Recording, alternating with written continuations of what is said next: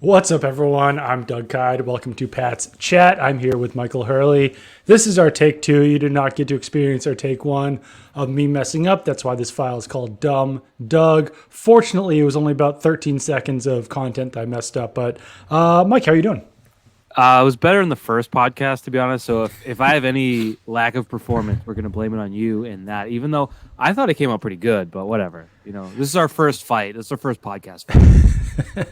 Well, I'm taking all responsibility and blame. So it's kind of small of you to really just like make me feel even worse about it than I That's already true.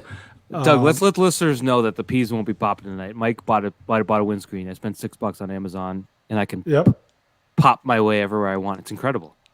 And just for the YouTube viewers, my hair is absolutely insane right now. So just like you can leave comments about it, but I'm acknowledging it. I know it's wild right now. I've been watching the Elvis movie. It's 2 hours and 40 minutes, so I'm watching in pieces. You got a little Elvis in you there. There's a lot of pizzazz in that. Yeah, there's a lot going on right now. But we watched some football today. We'll get into the Patriots in a little bit. No. We got more hair stuff. I got this. It like won't go down. You've got great hair. What do I do about this? Like it just kind of flops in the air. What do we do? Well, I mean, you're talking to someone whose hair on this side is like flipping up. So just grow use it as out. much product as possible. Grow it out. Okay. Just try to flatten it out. I'm worried. The Instagram ads, they're like, "Oh, if you use this, your hair will like get really bad." And I'm like, "Well, but like I want it to look good." So don't use that. Use the stuff that'll make your hair look good. All right. I think I'm cranky, Doug. I'm cranky. Yeah, the end of the Bengals Chiefs game left a lot to be desired, and that's even before we get into the officiating mess. It's just like I wanted that game to go into overtime. I think we've talked about this before. I want every single game to last as long as humanly possible, and that game had a chance to go into overtime, but then Joseph Osai pushed Patrick Mahomes a fraction of a second too late. 4 or 5 yards out of bounds, maybe. I think that's what stinks about the most is that you can't even blame the officials for it. No, it was a penalty. Call it. So the reason I'm grumpy is, and I don't even need it to. I didn't need it to go to overtime, but I needed the game to see its rightful end. Yes, and you can't hit the guy 5 yards out of. You can hit anyone 5 yards out of bounds, let alone Patrick Mahomes on a bum ankle. It just feels unsatisfying, especially after the NFC Championship game being such a waste of time earlier in the day. We finally got it. Yeah. And whatever happened. I was ready to see the Burrow Mahomes matchup. Instead, we saw. I mean, I feel a little bad for him. I guess he was sitting on the bench crying for about an hour after the game, but I feel a little cheated as a football fan today. It was a little bit unsatisfying. Well, yeah, because you want to feel bad for him, but you're also like, well, yeah, he did the thing. He did the thing that caused the game to end, and like it is wholly unsatisfying. And like I clearly, if you're a Chiefs fan, it's been all season. Like you feel like you've earned this win, this game, everything like that, based on everything that you've done up to this point. But like they didn't. It wasn't like fully a Chiefs win. It was also like a Joseph Osai mistake that caused a Chiefs win, and like a late hit leading to a field goal. Really is a very unsatisfying way to end a game that was as good as it was before that. Ideally, like the Bengals would have been up 3, and then that guy would have committed the penalty, which led to the game tying field goal, and then we would have got overtime. I don't know. It just felt we needed a little more football today. The 49ers went with the no quarterback, no forward pass offense, which didn't work. I always wondered, like, would no forward passes work in a championship game scenario? No. But I don't know. I don't know. We are the Pat's Chat podcast. I guess we frame things from an AFC competitiveness standpoint. Well, I have a comment about that, but before you move on. Let me finish and just say we watched 2 AFC teams tonight, and I know the Patriots almost beat the Bengals, but that was mostly because it was Christmas Eve and the Bengals checked out at halftime. We watched 2 teams that quarterback talent-wise and wide receiver talent-wise, tight end on the Chiefs. But even wide receiver wise, the disparity was notable, and you saw the 2 best teams and what it takes. And I kind of come away with this, Doug. The Patriots are far away, but it's not like another planet. Like it's doable. Like teams, everyone in the AFC probably feels like the Chiefs aren't head and shoulders above everyone right now, and it takes some work, but you can get there if you do the right things. Yeah, and those teams will be weakened by like injuries and age and salary cap and everything like that. It's not like the Chiefs have drafted incredibly well over the last 4 or 5 years. Obviously, they've made some good picks, but like, yeah, the fact that they're like, because even the Bills are up there with these other teams. I know they didn't really show it against the Bengals, but they've got the talent to stack up as well. So yeah, it's not like there's one team that's so much better than everyone else. Maybe the way that was with the Patriots for years. Mahomes also might play in a couple weeks and like until his leg falls off and then he doesn't have one. Like it's a concern at this point. So hopefully they can fix that because it's concerning. I did have one thought on that 49ers game where they're like, clearly they weren't going to win that game when they were down by 2 or 3 scores. Mm-hmm. But like, and obviously this is one of those situations where I was talking about before, like Bill Belichick knows 100 times more about football than I ever will. Kyle Shanahan, probably like maybe the best offensive mind in football right now, knows 100 times more don't say than 100. I do or anyone else. No, don't say 100. If Bill's 100, okay, Kyle's lower. Like 50 to 75.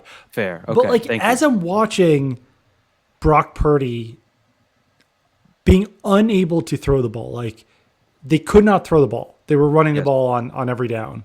Reverses, misdirections, counters, everything you got. There's no point in continuing to do that. Like if he can only throw a screen or if he can only throw 5 to 10 yards, then like put Christian McCaffrey back there, put Deebo Samuel back there, put Kyle Juszczyk back there. Like do something get the useless different. Guy off the field. Right. Get the guy who's not overly fast and can't throw the ball off the field. And granted, I'm not sure if you saw the pass that Christian McCaffrey attempted, but there wasn't a receiver within, say, 20 yards of the target. Did they call grounding? They didn't call grounding on that, though. They didn't, no. Like the grounding call on Joe Burrow, I know that all of Twitter thought that was a good call. P. Ryan was like kind of close to that play, I feel like. I saw the replay, and I just listened to Romo saying all the receivers went vertical and didn't really question it. So I don't know. When just and McCaffrey deserved a grounding call. I thought it would have been funny at least. If Brady got one in the Super Bowl, McCaffrey, maybe it was a sympathy non-call. Maybe he was out of the tackle. I don't know, but he was certainly not. He was like literally where the ball was snapped. But I just couldn't believe that was the game plan there. I think that like to some degree you're so close to the action, like you're so inside. Like maybe you just don't question like logic. Maybe you don't like. That's just the most logical thing that you can do is put a quarterback behind center and see what happens. But clearly they were not going to mount a comeback with that plan of attack of Brock Purdy being unable to run or throw or do anything in that situation. Other counterpoint, Brock Purdy 4 for 4 tonight. What a game. Perfect game. We finally saw it. No. Yeah, I agree. At a certain if the man is only in there to hand off, you're hurting your offense. It's just common basic sense. Maybe it doesn't matter at that point. But I don't know. I think the 49ers situation is interesting only because I don't know what happened to Brock Purdy's arm, but look at Patrick Mahomes, and I think Patrick Mahomes is doing it to the detriment of his own self. You got to try to throw, don't you? You got to try to play the game, to stand there with your jacket on while Josh Johnson plays. It's like, I don't know. You never know what's going on, but if it's that bad, I don't think you should be standing there and going in to hand the ball off. It seemed really odd in that situation when you're a rookie with the chance to go to the Super Bowl. Well, to not try. I don't know who said it, but it was like, it might have been like nerve issues with his hand where like, can't grip the ball. Peyton Manning won a Super Bowl with that. Peyton Manning won a whole Super Bowl. He didn't feel his hand all year. And granted, he's one of the best passers of all time, so it's a bad comparison. But I don't know. I don't know. It was. I don't know. Maybe it's just me being a cranky little bee because I wanted better football today. I don't know. I know. What did you think of the officiating situation? Okay, with the Chiefs and Bengals, because I think we've talked about this before. Like, I'm not a conspiracy guy when it comes to the NFL. Like, I've not throughout my life generally thought, okay, the officials want this one specific thing to happen and they're going to call the game that way. And maybe that's me being blinded by being in New England and the fact that the Patriots made the Super Bowl as many times as they did. And like, maybe those calls were going in New England's favor. I didn't even realize it. But like, I do feel like this was the first game where I was like, I don't know. It kind of feels like so many calls are going the Chiefs' way that like, do they just want Patrick Mahomes to be in the Super Bowl? And do I genuinely think that? Probably not. But this game led me to at least like look down that pathway. I would put it like this, because I don't think the NFL would have any problem with Joe Burrow and the Bengals being in the Super Bowl. I think it's better with Mahomes. Yeah. But I look at the calls. Every hold was a hold. False start was a false start. It wasn't like the Eagles where Lane Johnson false started every single passing play and they never called it. I would say in my entire life, I've never seen a whole ass play happen. And it's not, remember early, there was a play where clearly I heard the whistles. I had the volume on low. My kids were around. Like, yes, I heard 3 whistles. Yes. Yeah. But Tony and Jim didn't hear it with the headphones on somehow. Whatever, I don't know. I haven't called a game in an NFL stadium, so I can't speak to that. But I knew, like we knew, you and I knew, everyone knew that there was a false start that had blown that play dead. When it was later in the game, didn't hear a thing, didn't notice a thing. A full-ass play happened. No officials stopped it at all.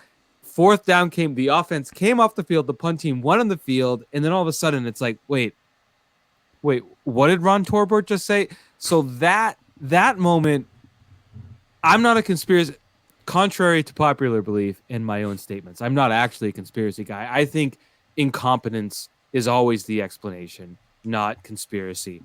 And I don't think that was conspiracy, but you can't do that at that point when no one knew the play was blown dead and the whole play happened. And like the back judge 30 yards downfield is blowing the whistle and like half-assed running in, waving, but then kind of being like, all right, never mind.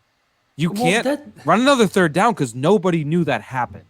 That's the thing, is that it's incompetence to like multiple different layers here. Because first of all, that play where we heard the 3 whistles and a whole play happened, and like the commentator, like Nance and Romo, didn't know that the whistles were blown, but like one of the officials has to be like, this play is dead, like stop playing football. But usually when that happens, like the side judge comes in and he's on the field, but it's loud. It's that didn't happen Stadium. On that one. Sorry, but then it also didn't happen on Stadium at GEHA Field at Arrowhead Stadium. I apologize to GEHA, whatever they are. My bad. But like the side judge also needed to do that on that 3rd down play that got redone. But the guy, you saw it. He was like behind the safeties. He took like 5 yards. He was like, wait. And he was like, oh, they're doing, all right, you know what? It's not a big deal. It's too far gone. We're too far gone at this point. He should have kept going at least, because I had no idea. I mean, as I said to you, Bragg, I had a friend over watching the game with me. Little buddy situation, Buffalo chicken dip. It's not a big deal. Wow. But I mean, so maybe I was talking and like missed it, but I didn't hear it. I didn't notice a thing until the whole explanation happened, and I was still confused. Yeah, well, I mean, also, you need to explain it before the punt team comes on. You have to explain it to people like before everything that goes on after that play occurs, because like, like you said, like you can't allow all of that to happen on that one play. And I don't know. I mean, that one was really strange. I felt like the Mike Hilton defensive pass interference didn't need to be called. Which one was that? That was the little hook on the hip. Yeah, I agree with you, but when you hook a hip and the guy's hips turn, you see it called off. And in this game, I wouldn't have called it. I feel like understand it. When Gene Steratore comes in and he's like, that's true. Yeah, typically when you put your hand around his hip and you don't see movement, you don't call it. Like, so it's so infrequent that the officiating expert will like go against the call on the field. That when it happens, it's like, that was probably a pretty bad call, actually. Yeah, the hip spin was also kind of late in relation to the ball getting there. So I agree. And then really like Eli Apple held on the play following the redo. But like Torbert comes out and is almost laughing about it and like smirking, like, you're not going to believe this, guys, but get this. Holding on the defense, automatic 1st down. It was kind of like, really? And that's after the Eagles got 7 automatic 1st downs in the early game, which might have been a record or the first in a very, very long time. So I don't know. It was a little too reffy today. Obviously, the Eagles would have won without any refs on the field at all, though it was good. It was good to get a reminder that if you're like 6'7", like 320, and you grab someone and just body slam them to another dimension. You can't do that. So Trent Williams learned that. We all learned that. But that was great. I don't know. There was nothing that was going to change the first game. I do have a question officiating wise on the first game. Well, first of all, I know that you can't make comments about the broadcasting of the second game. I have some thoughts. Sure, I can. I'll keep them to myself, though. I think they should promote me to the A booth. If that's I what you're agree. asking. I agree with that as well. As an employee of CBS, yes. In the first game, the punt that seemingly hit the wire, that Fox just was like, oh, we have this like one weird angle that doesn't show anything, and we're only going to show it once, and we're not going to zoom in on anything whatsoever, and like we're barely going to talk about this. Like, clearly, I mean, to me, that feels like they don't want to show this because it's their own equipment that caused a play to malfunction. But I don't know, that the decision seemed to be made very quickly for the refs to be like, we cannot tell if the ball hit the wire. It's like, well, did you really take enough time to check that out? Or maybe you could check out the angle that might show it. There's probably more than one angle that could show this. And like, clearly it had it made no difference on the game or anything like that. But like, I do feel like if a ball hits a wire, it's important. It needs to be acknowledged, because like that could have been the more important part. Yeah, we saw that in Foxborough on the Monday night Bears game when the Patriots lost to the Bears, the only team to lose to the Bears after the middle of October. But remember, there was was it Zappy or Mac? This was so long ago. I remember it well because I was Mac. Like, it was Mac's pick. I was one of the first people to tweet it out, and it picked up a lot of traction. Yeah. But I didn't really say one way or the other what I believed. I was like, hey, a Bills fan pointed out that this looks like it hit the wire. And then the next day, ESPN was like, we can confirm this ball did not hit the wire. Yeah. We are showing you a video where it looks like the ball hit the damn wire. But we know, here's the video, but we know it didn't hit it. So, no, I think that's important, not for the game, obviously, but for the larger scope of like balls cameras can't be being on the wires. damn field. Right. And probably I would guess Fox wouldn't want to show that if it happened, but we should probably work on that, I would say. As a league, you want to fix that. There's got to be more transparency, because like that was a huge deal when it happened. There was some delay to the game. Like, Eagles players and coaches were really pissed. They all about it. Immediately, and that many people can't immediately have the same reaction. Now, maybe they all saw an optical illusion, but I doubt it. But I don't know. My bigger issue with, if we're doing broadcast, Greg Olsen in the first game. Go ahead. Oh yeah, one more quick thing before we lose the track of the wire. Yeah. The Patriots one on the Monday night game. First, I'm like, maybe like I kind of believe ESPN. Like, if they're saying I don't that it didn't happen, I'm just kind of like, whatever.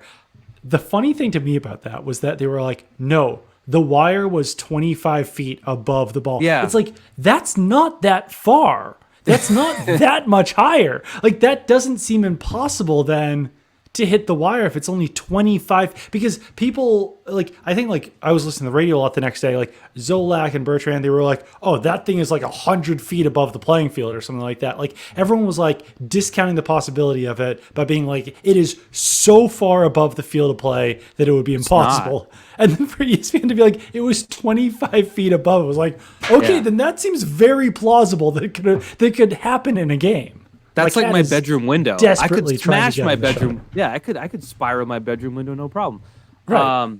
My issue with that, the first drive, the fourth down conversion to Devontae Smith, was Greg Olsen just being like, oh, he's clearly in bounds. No big deal. And it's like, Greg, everyone talks about how great you are and how you're getting screwed by Brady and how you're like this great voice. And it's like, Greg, no one is concerned about it being in bounds.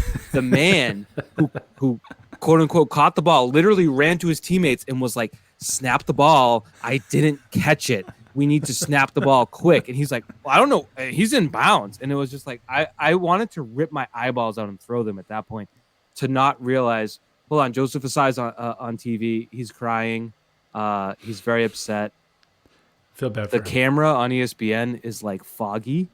Whatever's going on, I can't hear him, but I'm sure it's very interesting. But you know what? Maybe the Chiefs felt, maybe cosmically they deserved that late hit out of bounds because of the D Ford offsides call 4 years ago.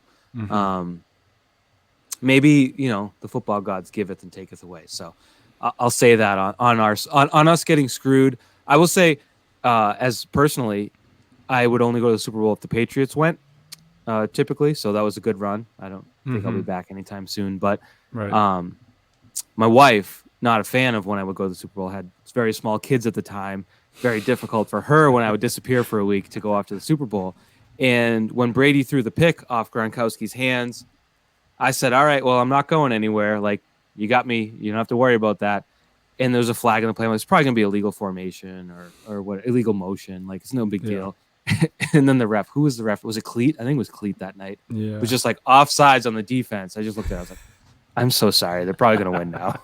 And they did. So anyways, that was like story time. But the Chiefs, whatever. I mean, it was an obvious call. It was the same as D Ford being offside. So they're going to the Super Bowl now. They missed out then. It works out.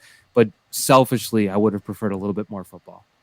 Yeah, I would have liked more football. And so to your point earlier on like how far the Patriots away after watching this game, I had a Mac Jones take while watching Joe Burrow in this game because I'm probably the only person in the world who remembers saying this, but during the 2021 NFL draft, I said that Mac Jones could be like a poor man's Joe Burrow, and that Davis Mills was a poor man's Mac Jones, who's a poor man's Joe Burrow. Wow. And I feel like I might need to kind of go back on that statement because Joe Burrow didn't run a 40, didn't like work out before the draft or anything like that. Joe Burrow is sneaky fast and sneaky quick. Like on some of the plays that he was like running up the middle of the field, it was like, wow, he had a 14-yard run. That was awesome. He's that athletic, was inspiring. And he doesn't do that a whole lot, obviously. You don't think of Joe Burrow for his athleticism or anything like that. But like, and a lot of that I think also is stature, in that he's not a 6'4", 240-pound quarterback or anything like that. But like, his mobility is probably closer to like a Patrick Mahomes or Dak Prescott or Josh Allen than Mac Jones' mobility is to Joe Burrow. And I think that probably That's would too much math. Hold Mac Jones back more, just because it's like another physical tool that he doesn't have compared to those other quarterbacks. And I think that you also just need a lot more help for him because, like, from the receiver standpoint, the Bengals having Jamar Chase, T. Higgins, and Tyler Boyd is just absolutely absurd. And I think that they should do everything in their power to keep those guys in place, even if it means overpaying T. Higgins, because just like that's such a massive strength to their team. And I think that, I don't know, I guess there could be a case made between Jakobi Meyers and Tyler Boyd, but like probably any three of those wide receivers would be the best pass catcher on the Patriots. Yeah. Someone texted me. I can't even give credit because, not to brag, I was shuttling off a lot of texts, so I'm not sure. But someone was like, "Would Mac Jones ever make that throw, the T. Higgins 27-yard touchdown, which was a dime?" And I was like, honestly, maybe, because accuracy is his plus talent. Like a 30-yard on the money throw in a clean pocket is within his ability. But I looked at it more from a Patriots perspective. Now you don't have Pat Mahomes, and that's a big deficit. It's tough when you don't have one of the best quarterbacks. A lot of people have been saying one of the best quarterbacks ever for a long time. I think realistically we're getting there now. Yeah. With 3 Super Bowl appearances and 5 straight conference championships. But anyway, but just the receiving core, Kelsey aside, because Kelsey's a special player. Now, granted, no one has ever covered Travis Kelsey. If a defense decides to do that, we could really talk about defending the Chiefs. But with Valdez-Scantling as like the number one guy, it's not an overwhelming receiving core. I mean, Sky Moore is in there, and I mean, maybe he's better than Tyquan Thornton. I don't know. But Mecole Hardman, like there was, it's not Juju, like right. Yeah, like when Tyreek Hill was there, you could say, all right, it's special talent. Yeah. So I don't know. Maybe I'm arguing against myself where it's the quarterback more than anything. But if you want to build a full roster, I think it's you can get close to that level. I mean, the Bengals probably have the better one, and they're not going to the Super Bowl. So right, if you have Patrick Mahomes, you're in business, I guess is what I'm saying. And so every team should just quit for the next 5 years. I agree. Like, I think Patrick Mahomes is probably already one of the best Probably 10 quarterbacks in the NFL, like in NFL history, ever, something like that. Yeah, probably. Right? Yeah, I mean, just like pure skill. Like he's 27, right? And he's probably gonna get maybe a little bit better. Like once his mobility tails off, like maybe he doesn't have the 22-year career like Brady does. But like, what did he do tonight with no mobility? Like, right? He's still, But it's hard.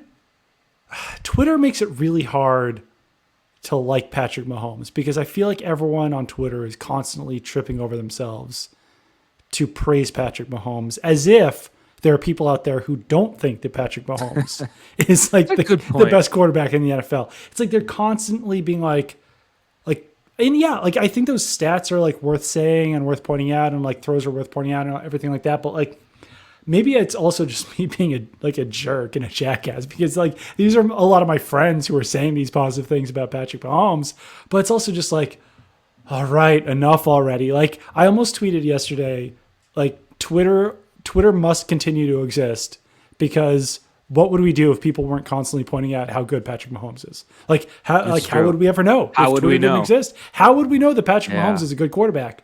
And like I think it's just it becomes overkill. And you also see that people love Patrick Mahomes so much and want to praise him so much that they start kind of trashing Joe Burrow. It's like, well, Joe Burrow is also really good. Like, you don't need to be like, what would Joe Burrow do without T. Higgins and Jamar Chase? It's like, I don't know, he'd probably still be a really good quarterback. Like, but he's not Patrick Mahomes.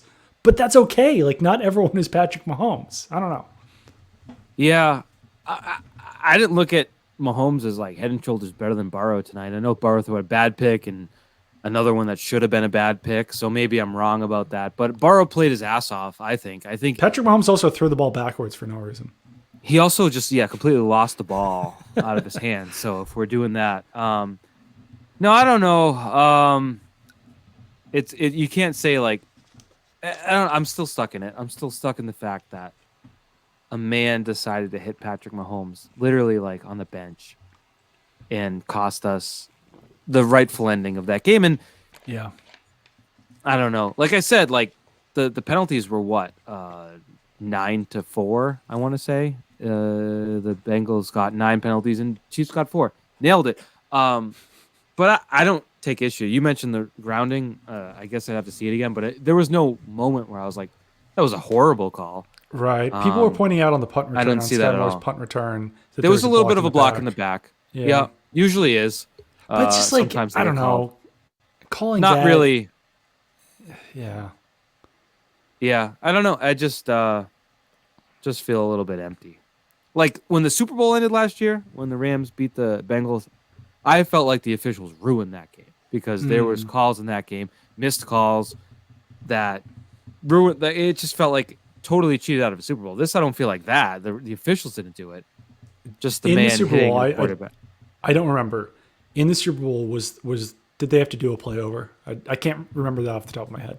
Oh, like they played a play. Yeah. It ended. The next play started, and they're like, hold on, everyone. We're just going to do that again. No, I don't think that happened. I don't think so. I'm glad you brought that up because I don't remember that happening either. Yeah, that was ridiculous, and it'll fuel some things. But ultimately, I think it's just a bummer. Like I said off the top, we're just sad guys. We're just two sad guys that wanted to see more football. And I think we have one football game left. We deserved overtime. I think we're good people. In 2 weeks. It's going to be in 2 weeks. We got a 2-week break before that last football game. Get to watch some Pro Bowl stuff. I feel like we're almost at the point where Mac Jones is going to be a Pro Bowler. Yes. I think Tua's out. Tua's out. Herbert's out. And I think that no, I don't think Mac could be a Pro Bowler. Tyler Huntley is somehow the fourth alternate in the AFC. Like he played like 5 games. Yeah, like I'm not. I don't want to be the guy who's like pushing Mac Jones to the Pro Bowl, but like he started 4 games. Probably deserves it more than Tyler. He had 2 Huntley, touchdowns right? and 3 picks. Because like I don't know. Obviously now Mahomes can't be in the Pro Bowl. I'm assuming that Burrow was a Pro Bowler. Like he might just be like, F that. Go. I don't want to do that at this point. So we might be entering. Man, like Tyler Huntley was banged up at the end of the year. We could we could get That's to the true. point It's shoulder of Mac tendonitis. Jones, maybe even Josh Johnson. Can we get Josh Johnson in the Pro Bowl? We could, if you wanna.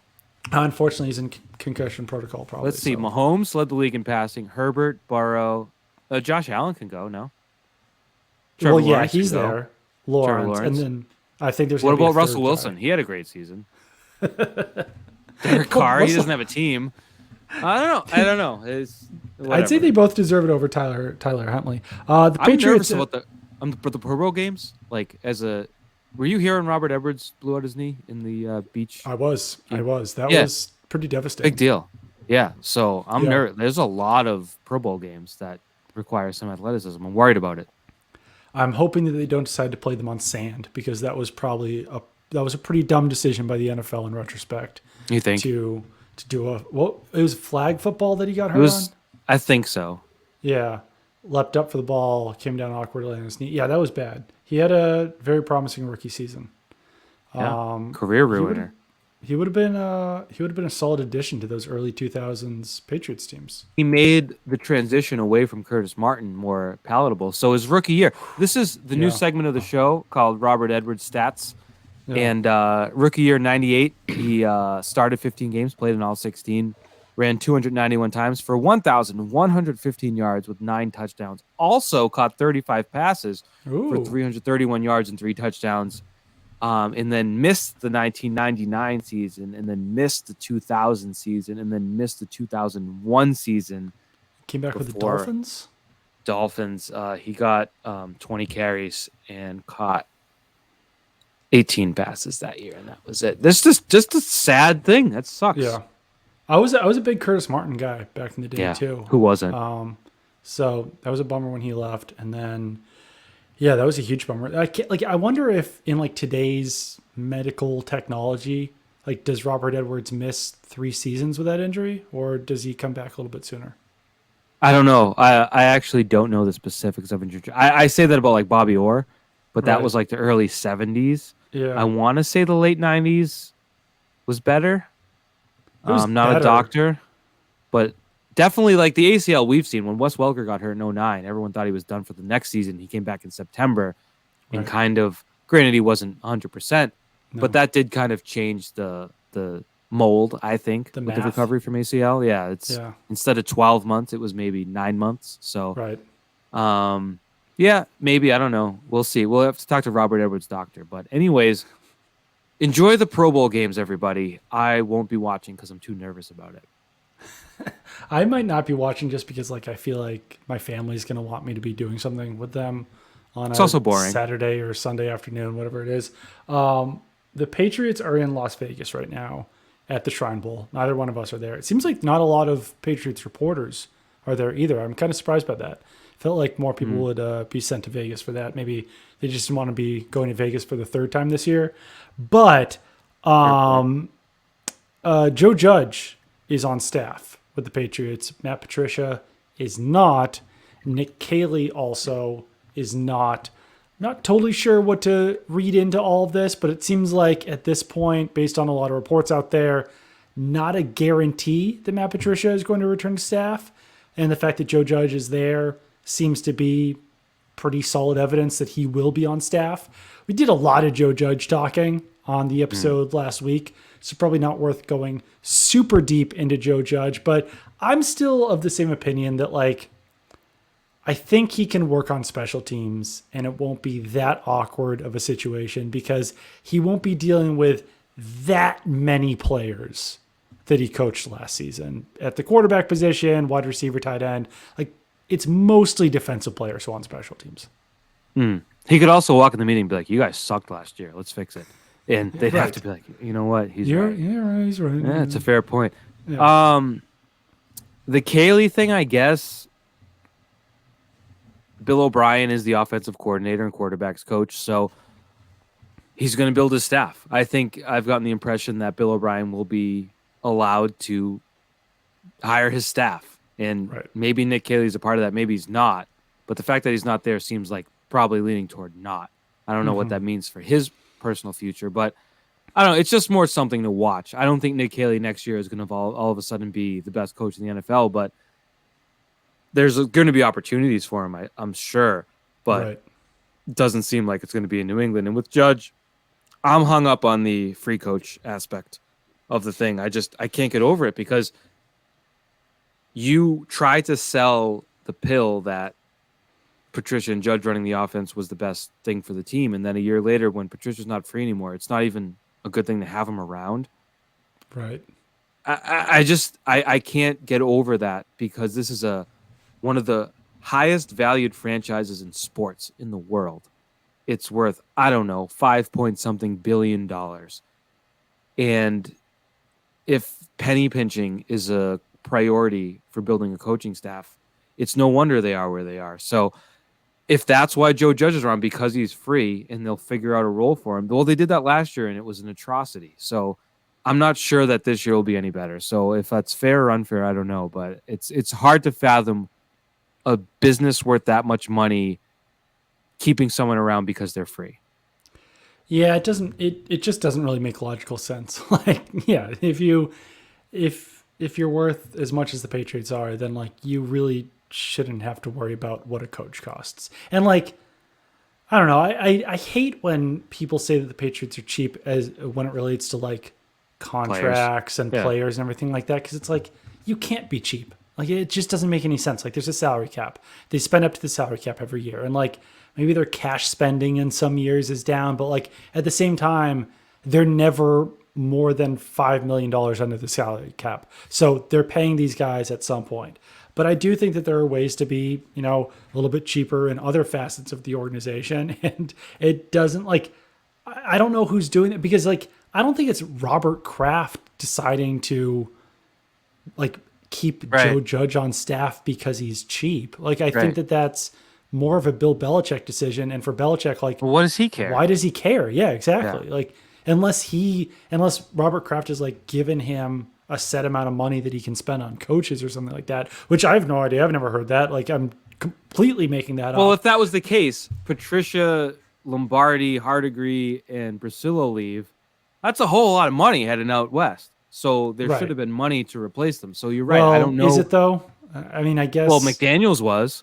McDaniels certainly was. You're right. And then that's three lower level. You could have hired three lower level assistants to replace them. Yeah. But I did look it up. There's $6.4 billion net worth, which is second in the NFL. 1/10 of a billion behind the Cowboys. So it's a bit much for the free coach aspect.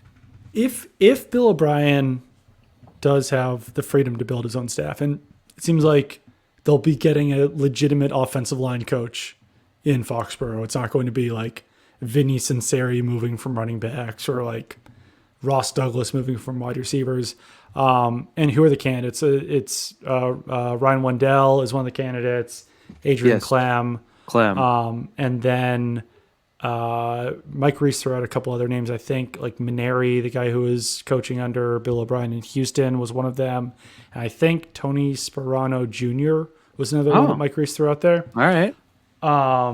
So it seems like one of those guys will be coming on staff, but it does make me wonder, like, what does happen to Troy Brown? What does happen to Vinny Cincinnati? What does happen to Ross Douglas? Like the other lower level assistants who were on staff last year, do they just have to take on like assistant positional roles on staff? Like, will the Patriots also be getting a legitimate running backs coach or a legitimate, like a Keenan McCardle or a Sean Jefferson as wide receivers coach? I'm just curious to see how all of this shakes out.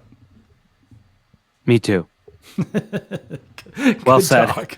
No, I don't want to just repeat it.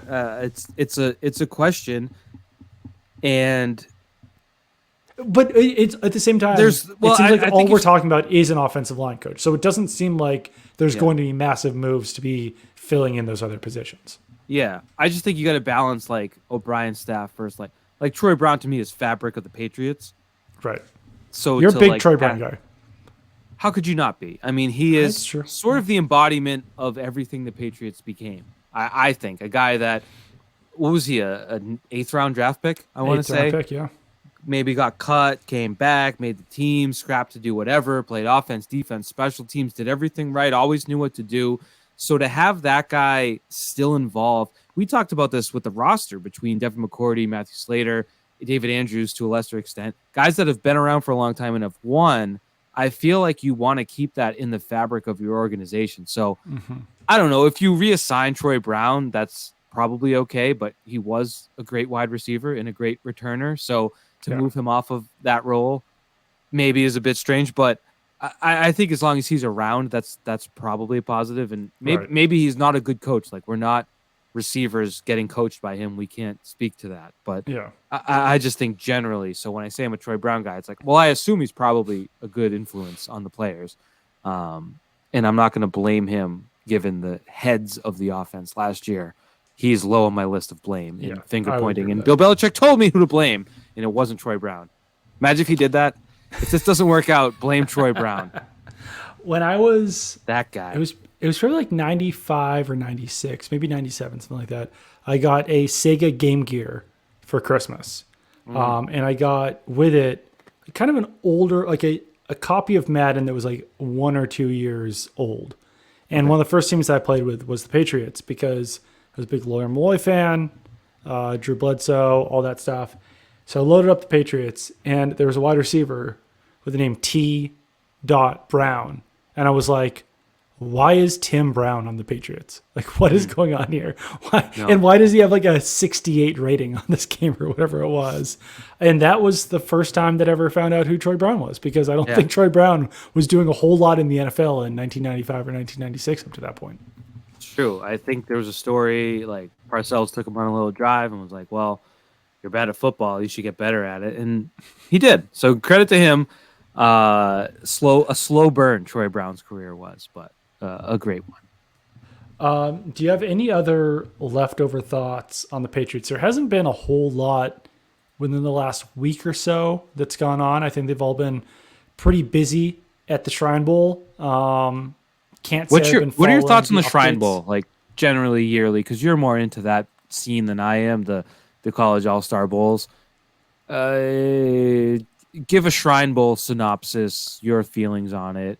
Because my impression of it is it's like 4th through 7th rounders. So it's interesting in that I'm a big fan of Eric Galco, who runs the Shrine Bowl now. He's a good guy. He's a friend of mine. The NFL is definitely trying hard to legitimize the Shrine Bowl more. And that's why there are full coaching staffs coaching Shrine Bowl players this year. That's why the Patriots are a staff. Who's the other staff? I forget. The Falcons, Mr. Smith. Falcons. Yes, Arthur Smith. By the way, a picture came out of Arthur Smith standing next to Belichick. Arthur Smith is diesel. Yeah, that guy's huge. Like double the size of Belichick. Yeah, I have thoughts on Arthur Smith. He could have powerbombed him in a second. But it is the top prospects haven't come along with it though. Zay Flowers, there's a BC wide receiver. He's supposed to be pretty good. There's some other players who are like might be day 1 or 2 prospects, but it is mostly like day 3 and undrafted free agents. Patriots did draft a lot of those guys last year for one reason or another. I think Tyquan Thornton was there, Pierre Strong, Jack Jones. But the Senior Bowl, it seems like, is still getting the better prospects, even though they don't have full NFL coaching staffs. My opinion, because Jim Nagy I've dealt with before. He's a good guy. Senior Bowl guy. He's a Senior Bowl guy. Like, getting to Mobile, Alabama is a pain in the goddamn ass. Like, I did it last year. You like basically from almost anywhere in the world, in the country, you have to change flights, go somewhere else, like stop off in Charlotte or whatever it is. Las Vegas, which is where the Shrine Bowl is, it's a lot easier to get to. And I wouldn't be surprised if with this like momentum shift that the NFL is trying to do, that like maybe you do start to see more of the top prospects going to the Shrine Bowl just because it's easier to get to Las Vegas. You don't have to deal with traveling to Mobile. Like, obviously people would probably rather be in Las Vegas than Mobile overall, but there are still those like old heads in the NFL who know how the Senior Bowl works. They know where to go. They know the bars. They know the area, and they don't ever want to change. So I don't know. It's like sort of a weird, interesting power dynamic. My thought on Arthur Smith, before I forget it, big boy. He's the son of the owner of FedEx, or the CEO of the founder of FedEx, whatever it is.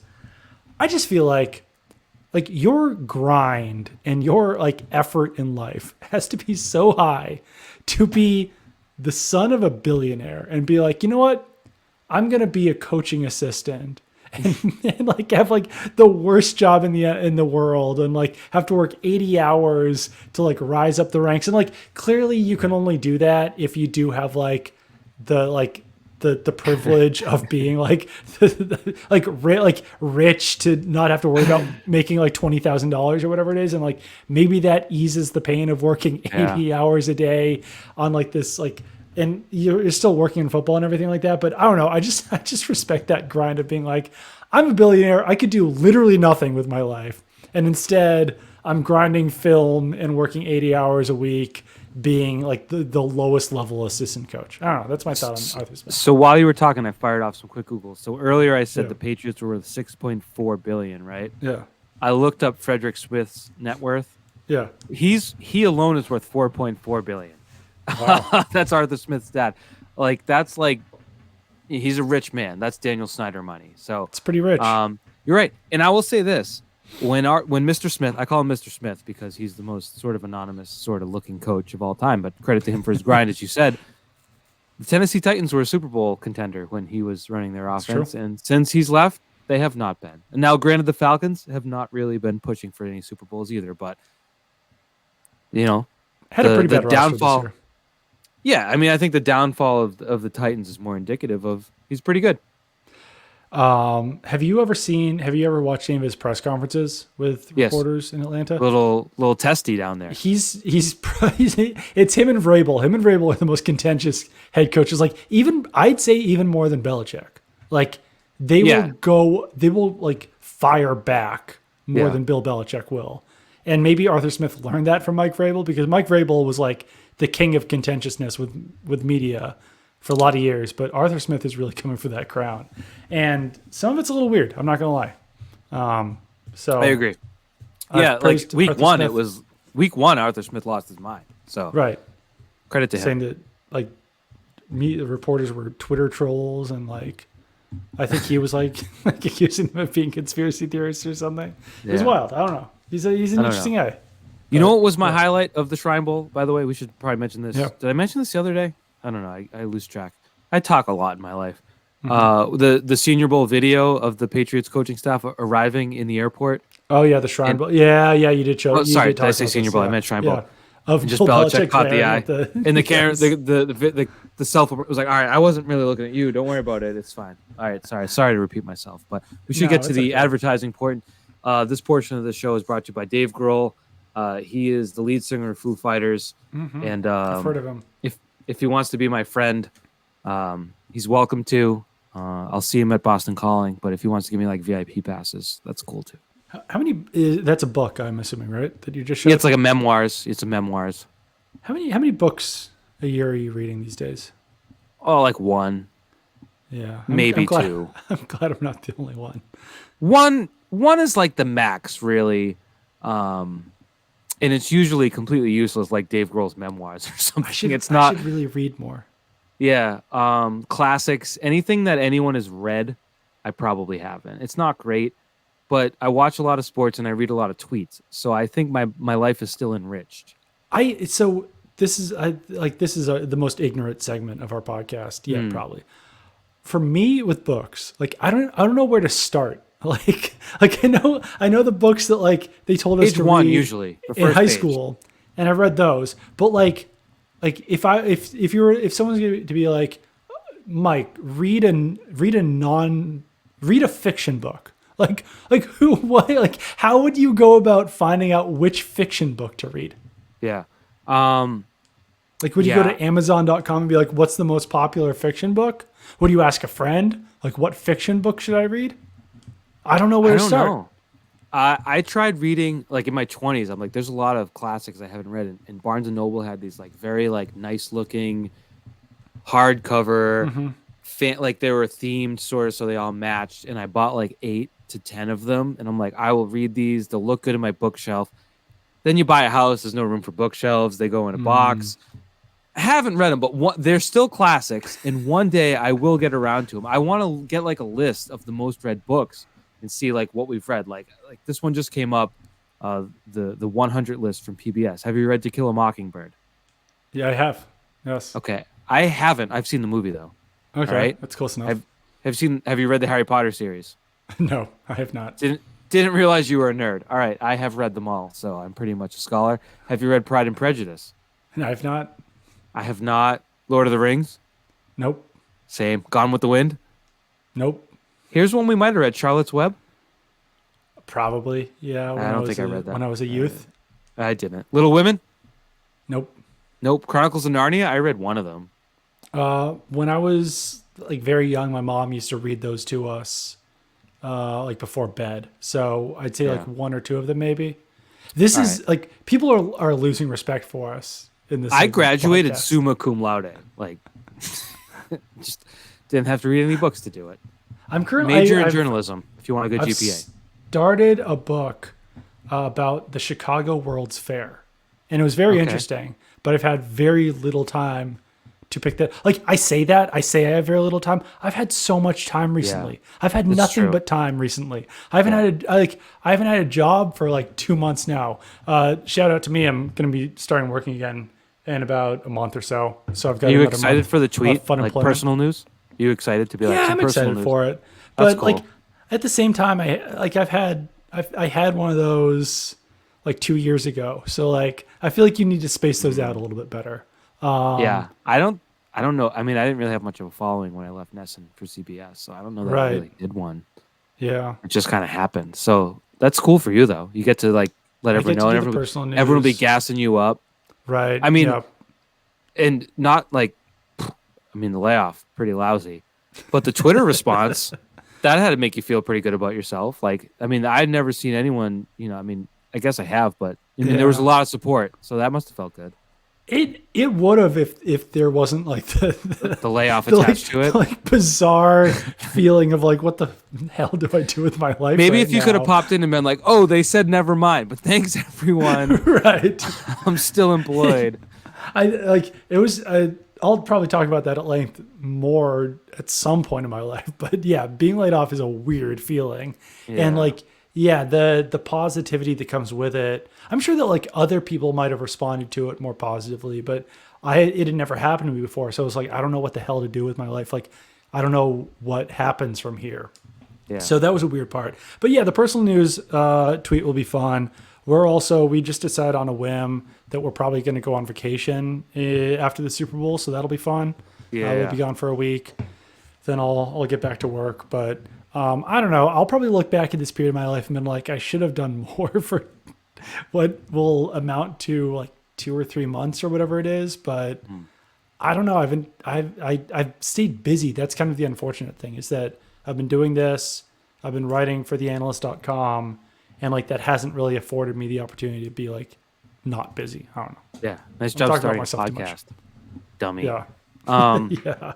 On the book thing, I will say I've read a lot of like a third to a half of a book a lot of times and then forgot to finish. So yeah, that's like, that adds up. That's almost a book per half. The last like period round of my up, life where I've read a lot of books. Where I read a lot was when I was on tour when I was like 23 years old in 2009. I like brought books with me. I bought books when I was out on tour. But like since that point, yeah, I like unless I've been rereading like Beach Boys biographies, there hasn't been a whole lot of reading on my end. Yeah, I did read a book last year. I just don't remember what it was, but I'm sure it was pretty intense. I actually read, what was it? No, I forget. It was good. It's upstairs. You want to borrow it? You can. It's I'll have it forever. I'll borrow your book. All right. Well, hopefully more things happen with the Patriots by the time that we talk to you guys. Oh, I had a thought. I had a Patriots thought. You want it? Oh yeah, love it. Yeah. I was thinking about Jakobi Myers, right? Yep. And this is a Jakobi Myers. Yeah, it's a Jakobi Myers respector podcast. I think. Yep. I think we both are simpatico when it comes to his importance and everything. Now, if he costs $14 to $15 million a year, I'm going to make the argument that someone else can do what he did for much less. And I know that it sounds disrespectful of what he did, but it's really just football. I think given the lack of talent in the free agent market for wide receivers, someone's going to end up paying him a lot of money to do more than he can. And it made me think of like Aguilar with the Patriots.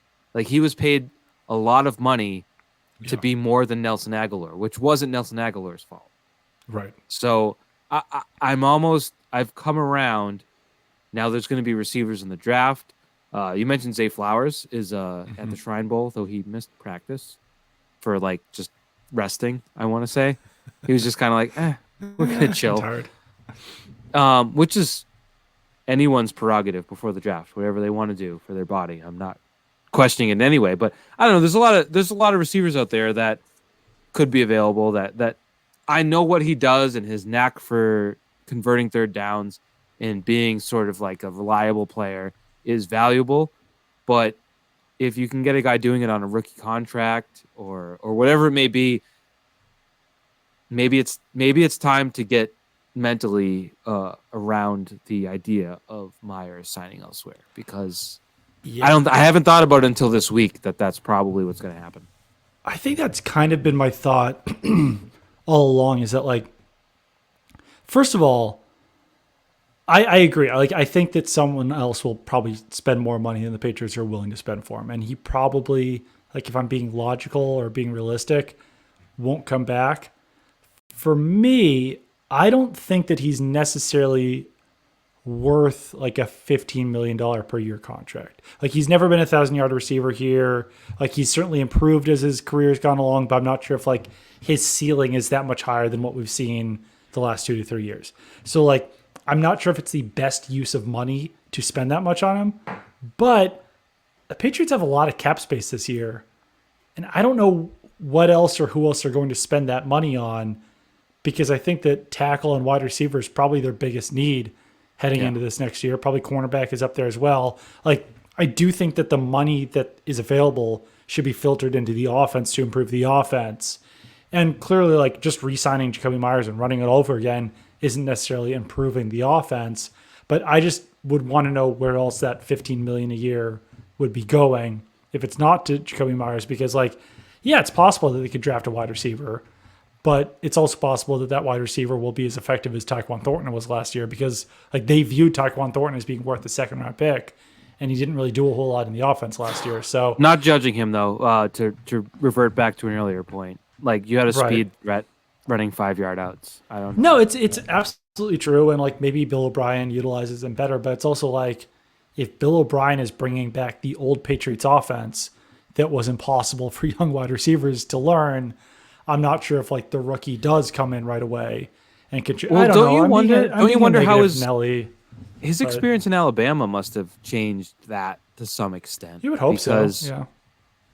I know that they were sort of a letdown this year, but last year they had 2,000-yard receivers. They were still Alabama, so maybe there is sort of a simplicity to it. And to me, the simplicity with Tyquan Thornton is, hey, it's a guy in front of you. You're going to want to run past him. And when you do, you're going to put your arm up and call for the ball, and we'll try to get to the ball. So I don't know. Maybe there's a simplicity there. But, yeah, I don't know what's thinking about that. The other guy is Damian Harris. I feel like his free agent market took a dive bomb. I think he's a heck of a player. Yeah. But it would be hard to have a worse season entering free agency than what he had. Both in terms of basically getting passed on the depth chart by Ramondre Stevenson and missing 5 games to injury. Yeah, I think he'll be down back. The stretch. Yeah, on like one of those 1 year.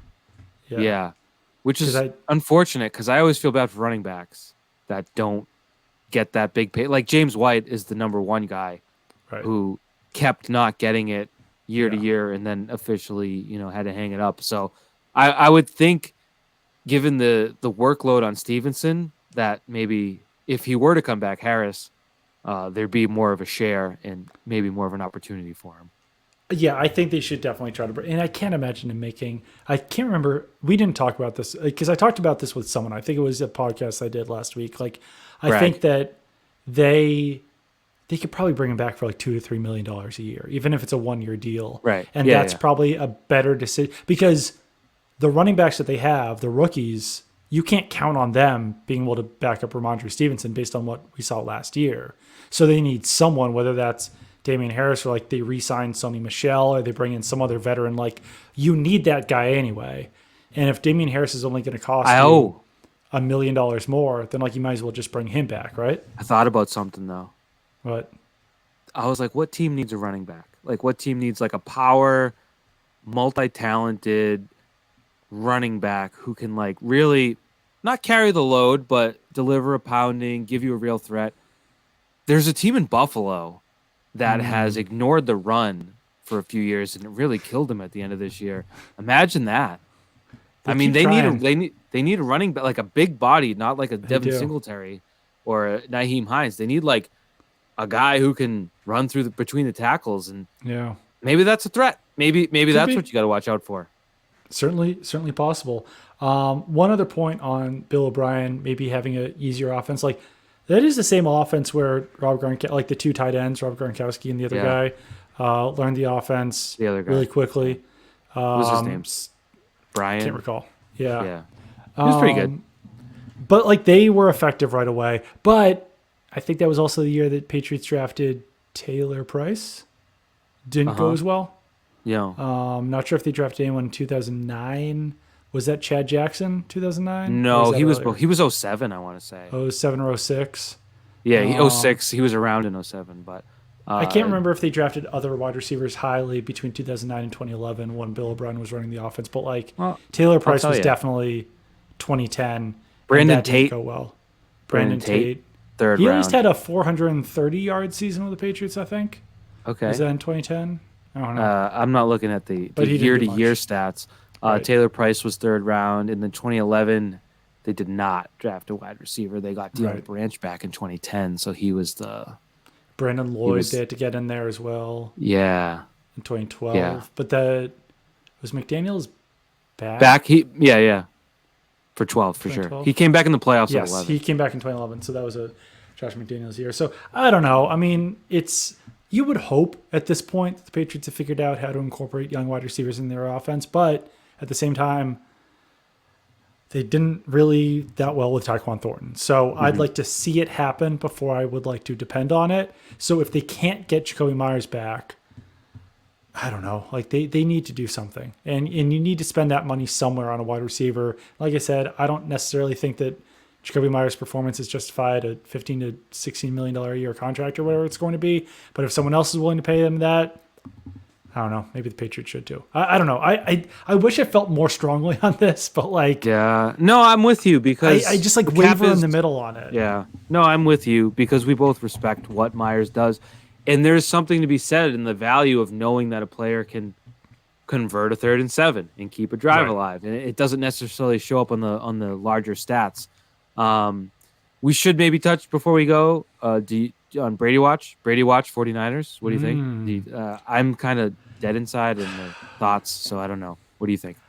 I don't feel like what happened today like changes things that much. And maybe like does Brock Purdy getting injured in the NFC Championship game mean that like the 49ers should now pursue Tom Brady? I guess it could change the equation a little bit. I think it was Schefter who reported today that the Dolphins weren't going to pursue him. Yes. Which I thought was kind of interesting. I feel like it's interesting when there's a report that to say like they're not going to do it because that almost makes it's not like an overcorrection. Yeah, it's an overcorrection to the tampering. Right. The Dolphins are not doing this. All right. Yeah. I feel like when something like that comes out, it's like, now my ears are perked up. It's like, well, now I kind of think that they are. Well, there's also like this element. Everyone was making the Brock Purdy, Tom Brady comparisons. Granted, Brady was second year, but sort of came out of nowhere. Won a Super Bowl. Purdy was in that position. Young Tom Brady would have played. I don't know what to say. Like, I'm not here to like call out players. I don't know the details. What was Brady's injury in the AFC Championship game in his first season as a starter?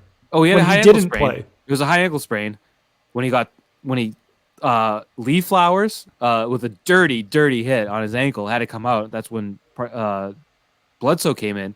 So but why Brady didn't he played a week play? Later? Yeah, but he didn't play through the game. Well, he couldn't stand or move, whereas Purdy was on the sidelines throwing. Like, he could physically throw. You got to try. This doesn't help your point. You make a good point. He literally came back in and played. Well, he had to. I was surprised he was on the sideline with a jacket on before that.